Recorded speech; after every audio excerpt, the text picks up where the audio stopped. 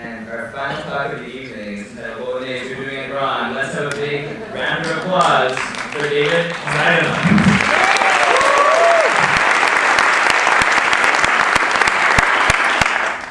Who's hungry? Yeah! Oh.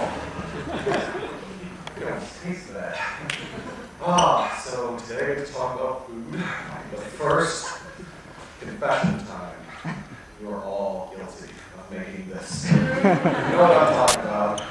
Ground beef, dumpling, prego, slot over steak. It's okay. It's okay. I've done it too. But this has nothing to do with Italy. You won't find it there. But if you go to Italy, to the town of Bologna, everyone has their family recipe for ragu alla bolognese. And I'm going to show you a very traditional way to make this amazing beef sauce. It's so easy. So this weekend, throw away the jar. And what's going to go on next? So it's going to be an adventure. I'm not going to give you exact cooking times and measurements. We're going to just eyeball it. And we're going to cook with our eyes and our ears and our taste buds. And everything that you need are things that you should have in a well-stocked pantry anyways. Carrot, celery, onion, garlic, ground beef, tomato paste, milk, and white wine. So get all your ingredients out before you start. Arrange your mise en place, French for everything in its place. And mise en place is the chef's philosophy that you should have everything prepped in front of you before you start cooking. No mad dashes back to the grocery store. Now, the bulk of your prep will go into the vegetables, and for ideal texture, you want to cut your vegetables into 3mm cubes. The French call this cut bouilloire. Now, if your knife skills aren't that great, or you're not this ambitious, you can pulse your vegetables in a food processor, or if you don't have a food processor, you can grab a box grater and just grate your veggies on the fine side. For garlic, I like big chunks of garlic in my food, so I'll just take a few cloves and smash them with the flat side of my chef's knife. And if you're cooking with powdered or granulated garlic, you are missing out on a whole world of awesomeness.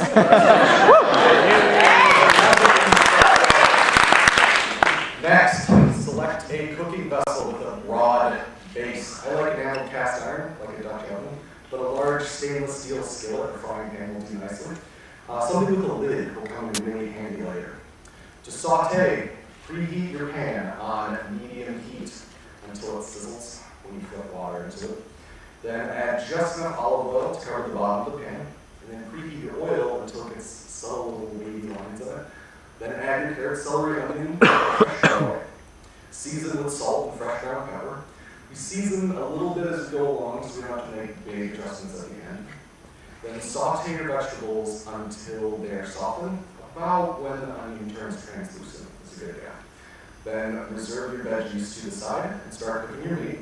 Season with salt and fresh ground pepper. You might be tempted to buy a ground sirloin because it's healthier. Don't. This is a mistake.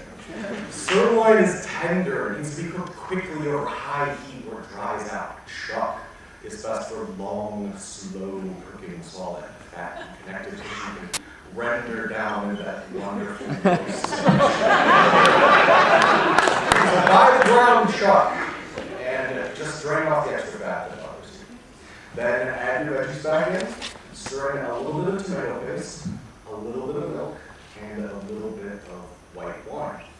Now, I love this tip that comes from Julia Childs. Extra dry vermouth is a wonderful flavor-neutral white wine. It lasts a really long time. I have a bottle that just lives in my refrigerator. So I have to open up a whole bottle of wine every time I need a little bit for cooking. Now, the secret to a great bolognese is time. Slap on the lid, crank that heat down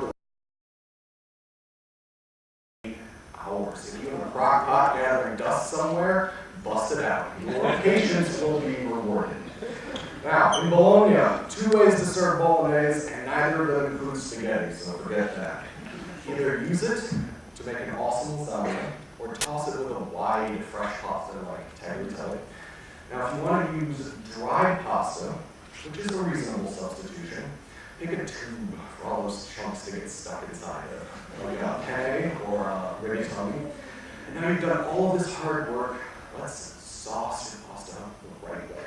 Toss your sauce with the pasta really shine, and then great fresh Parmesan cheese on top. You will have a phenomenal, authentic dish.